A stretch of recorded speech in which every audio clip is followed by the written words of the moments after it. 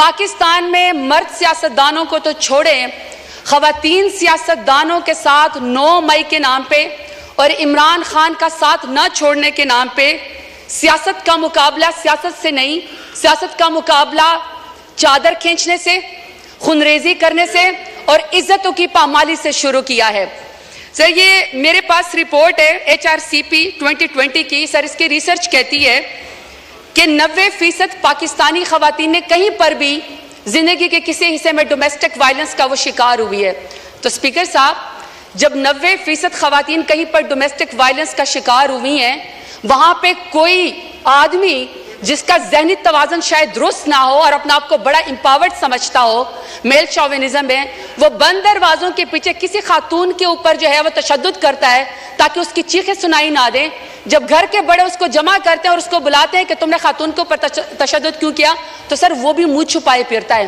لیکن پاکستان ایک ایسا اسلامی جمہوریہ پاکستان ایٹمی طاقت ہے جس میں نواز شریف کی ماں پہ، جس میں شہباز شریف کی ماں کے اوپر خواتین کو سڑکوں کے اوپر گھسیٹا جاتا ہے، ان کی چادر کھینچی جاتی ہے، ان کو پر واٹر کینن استعمال کیے جاتے ہیں، لاٹھی چارج ہوتا ہے، ان کو پر FIR کی جاتی ہے، چادر اور 4 دیواروں کو پامال کیا جاتا ہے، لیکن کسی کو شرم نہیں آتی ہے، کسی کو شرم نہیں آتی ہے۔ اسپیکر صاحب، کہا گیا کہ جی سیاست میں سب کا حق ہے اور اس میں لکھا ہوا ہے کہ جی ٹالرنس ہونی چاہیے۔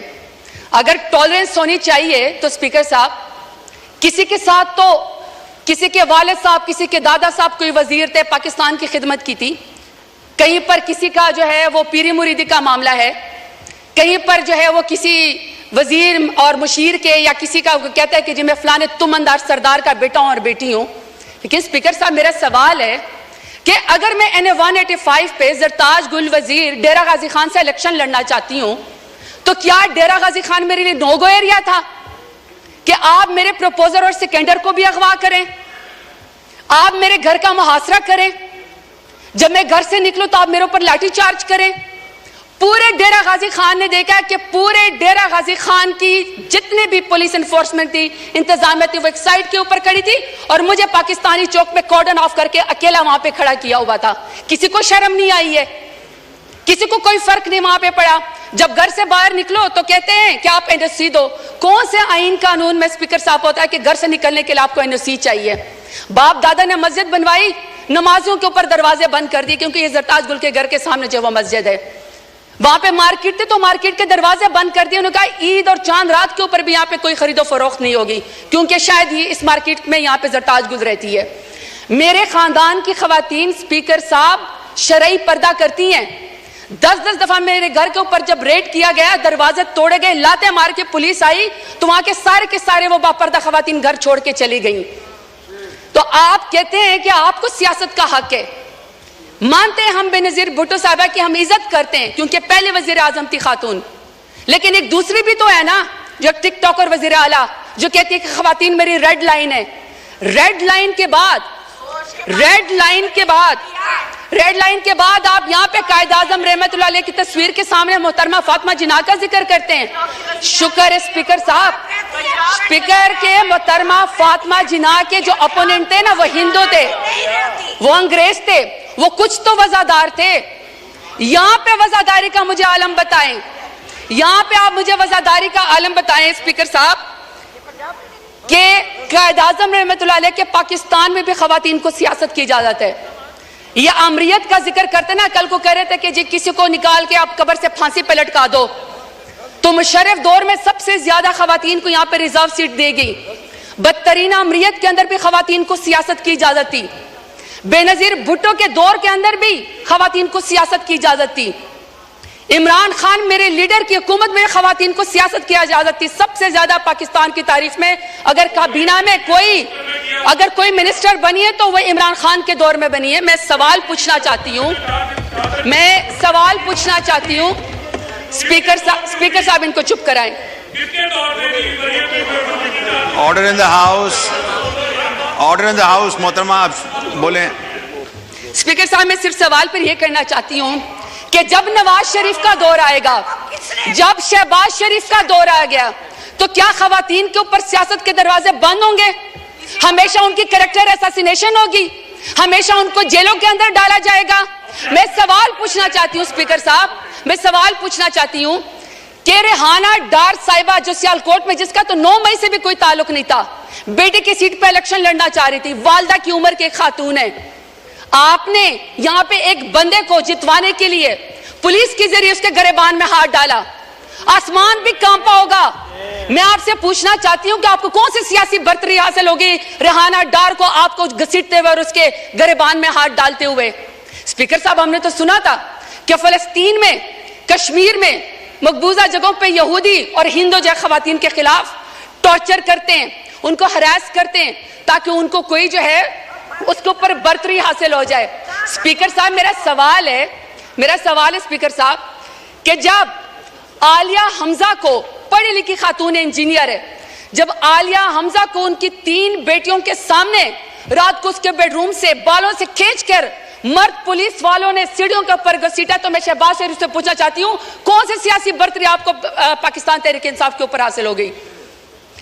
اب میں ڈاکٹر یاسمین راشد کا ذکر کرنا چاہتی ہوں۔ اسپیکر صاحب، ڈاکٹر یاسمین راشد ہیں، ایکس منسٹر ہے ہیلتھ کی، اور وہ اس قوم کی خدمت کر چکی ہے، کینسر کی سروائیور ہے، ایک لیڈر خاتون ہے۔ آج وہ خاتون ایک ضمانت اس کو نہیں ملتی جو کہ بنیادی حقوق کے خلاف ورزی ہے۔ آپ یہ چاہتے ہیں کہ کوئی پڑھی لکھی خاتون یہاں پہ سیاست کے اندر نہ آئے، اس کے اوپر دروازہ بند کر دیا جائے؟ تو میں پوچھنا چاہتی ہوں فارم 47 والے وزیر اعظم سے کون سی سیاسی برتری آپ کو حاصل ہو گئی؟ اسپیکر صاحب، order in the house please سنیں آنریبل ممبر بول رہی ہیں، سنیں جی، آپ جاری رکھیں پلیز۔ اسپیکر صاحب، میں یہاں پہ بشرا بی بی کا ذکر کرنا چاہتی ہوں، خاتون اول رہ چکی ہیں، حیادار عورت ہے، باپردہ عورت ہے، لاکھ اختلاف ہوگا ان کا، لاکھ اختلاف ہوگا اسپیکر صاحب ان کا، شہباز شریف کا، نواز شریف کا لاکھ اختلاف ہم سے ہوگا، عمران خان سے نفرت بھی ہوگی، کیونکہ عمران خان جیسے بہادر لیڈر تو یہ ہے نہیں، تو چلو آپ کو سیاست میں نفرت ہوگی۔ اسپیکر صاحب، میرا سوال ہے کہ دشمنی میں آپ اتنے گر گئے کہ آپ نے نکاح جیسے سنت نبوی، آپ نے اس کے اندر بھی ہاتھ ڈال دیا، کوئی باپردہ خاتون بھی آپ کے شر سے محفوظ نہیں رہی۔ تو میں پوچھنا چاہتی ہوں کہ فارم 47 والے وزیر اعظم سے کہ آپ نے باپردہ خاتون کی عدت کے نکاح کے کیس کے اندر بھی ہاتھ ڈال کے دشمنی کی نظر کر کے خواتین کو آپ نے کیا پیغام دیا ہے؟ طیبہ راجہ، صنم جاوید، عائشہ بھٹا، میں ہزاروں کے نام لینا چاہتی ہوں اسپیکر صاحب، وہ جیل کے اندر بیٹھی ہوئی ہیں، وہ جیل کے اندر بیٹھی ہوئی ہیں، اور order in the house please, سب نے بولنا ہے، ہر کوئی اپنی باری میں بولے جی۔ اسپیکر صاحب، عالیہ حمزہ، عائشہ بھٹا، صنم جاوید، اسی طریقے سے سر طیبہ راجہ، وہ پولیس کی کسٹڈی میں بیٹھی ہوئی ہیں، اور طیبہ راجہ کہتی ہیں کہ ان کی والدہ تہجد کی نماز پڑھ رہی تھی اور ان کو کوئی پولیس آفیسر کوئی ریپ کی ویڈیو بھیجتا ہے۔ آپ نے اس خاتون کی ماں کے تہجد کے ٹائم پہ آنسوں کا کون حساب دے گا؟ یہ چاہتے ہیں کہ یہاں پہ سیاست و خواتین کی، یہ علمبردار ہے خواتین کی سیاست کے، یہ کمیٹی بنائیں گے سیاست خواتین کی۔ مجھے بتائیں اسپیکر صاحب، جو وزیر اعظم، جو نون لیگ 14 شہیدوں کا خون کر کے خواتین کے سر سے چادر اتار کے کرسی کے اوپر بیٹھی ہو، تو میں بتانا چاہتا ہوں نہ تمہاری کرسی رہے گی، نہ تمہاری بیٹیوں کے سر کے اوپر چادر رہے گی، کیونکہ بیٹیاں سانجی ہوتی ہیں، عزت سب کی ہوتی ہے۔ یہ اسپیکر صاحب میں آپ کو ذرا فیکٹس اینڈ فگر بتانا چاہتی ہوں۔ یہ 21 اپریل 2024 کی سٹینڈنگ کمیٹی کی رپورٹ ہے، پی ڈی ایم کی 2 سال کی، انکلوڈنگ ان کی جماعت کی، پی ایم ایل این کی۔ سر، اس رپورٹ میں کہتے ہیں کہ خواتین قیدیوں میں 60% اضافہ ہوا ہے۔ واٹ اے شیم! آپ نے مہنگائی تو کر دی، کتنی شرمناک بات ہے کہ آپ سے ملک تو سنبھالا نہیں جا رہا، آپ کشمیریوں کا خون کرتے ہیں، آپ خواتین کو سڑکوں کو پر گھسیٹتے ہیں، آپ کسانوں کی پٹکی اتارتے ہیں، لیکن آپ کے پورٹ فولیو پہ ماشاءاللہ سے کیا ہے کہ 60% خواتین کا اضافہ ہوا ہے قیدیوں میں۔ اس کا حساب ہمیں کون دے گا؟ چلیں چھوڑے، ہم نہیں مانتے. آپ ہماری رپورٹ کو, ہماری اس بات کو یہ رد کر دیں, کیونکہ میں تو پی ٹی آئی کی ہوں. ذرا اپنے مائی باپ امریکہ سپر پاور کی اسٹینڈنگ کمیٹی کی ذرا ان کی رپورٹ پڑھیں. یہ جی اسپیکر صاحب, یہ اسٹیٹ ڈپارٹمنٹ کی ہیومن رائٹس کمیٹی کی رپورٹس ہیں. ذرا یہ پی ایم ایل این کا میں آپ کو ذرا ان کا پورٹ فولیو بتانا چاہتی ہوں. وہ کہتے ہیں ان کی نون لیگ کی پہلی حکومت کا خاصہ ہے اغوا, ابڈکشن. دوسرا ہے جعلی مقدمات. تیسرا ہے سیاسی مخالفین کا قتل. پھر ہے دور حراست, جسمانی ریمانڈ. پھر ہے سیاسی کارکنان کو ہراساں کرنا, ضمانت ملنے کے باوجود دوبارہ گرفتار کرنا, ججوں پر انصاف نہ کرنے کے لیے ان کے ویڈیوز بنانا, شہریوں کی زندگی کو میں غیر قانونی طور پر مداخلت کرنا, صحافیوں کو سچ بولنے سے روکنا, احتجاج اور نقل و حرکت کو روکنا, سیاسی سرگرمیوں سے طاقت کے زور پر روکنا, اور ماشاءاللہ رشوت, بھتہ خوری اور اقربا پروی. یہ ان کا پورٹ فولیو ہے پی ایم ایل این کا, اور یہ یہاں پہ آ کے جاتے ہیں عمران خان کا مقابلہ کرنے کے لیے. شکریہ.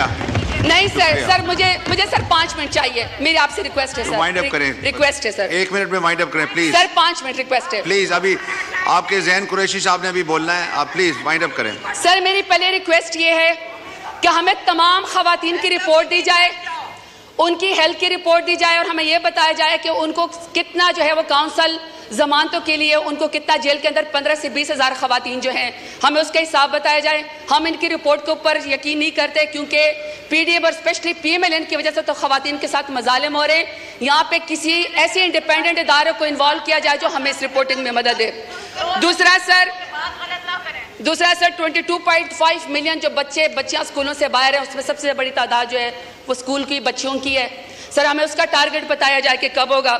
سر تیسرا, خواتین سیاستدانوں کو, سر 1 سیکنڈ سر پلیز, خواتین سیاستدانوں کو سر جب آپ گرفتار کرنے کے لیے آتے ہیں, خدا کا واسطہ سر کوئی مرد نمائندہ یا کوئی سر اہلکار جو ہے ان کو نہ گھسیٹے, نہ ان کو سر ہراساں کرے, بلکہ سر ان کو بلائیں, خود خواتین جو ہے وہ جا کے تھانے میں پیش ہو جائے گی. سر آخر میں اپنے ڈیرہ غازی خان کے غیور عوام کا شکریہ ادا کرنا چاہتی ہوں. میں آپ سے 2 منٹ کر کے حساب مانگتی ہوں, لیکن سر اگر میرے ڈیرہ غازی خان کی غیور عوام نے مجھے عمران خان کے نام پہ ووٹ نہ دیا ہوتا تو آج جو سرداروں نے میرے لیے گڑھا کھودا تھا وہ خود اس کے اندر شکر گر چکے ہیں. آخر میں سر کہ میرے لیڈر عمران خان کے نام کہ سر جو آدمی ریاست کی قید میں ہو کر ریاست کو یہ کہہ دے کہ تمہارا خواب رہ جائے گا مجھے ڈرا ہوا دیکھنا, ایسا شخص نے قابل شکست ہوتا ہے. سر ان سے کہیں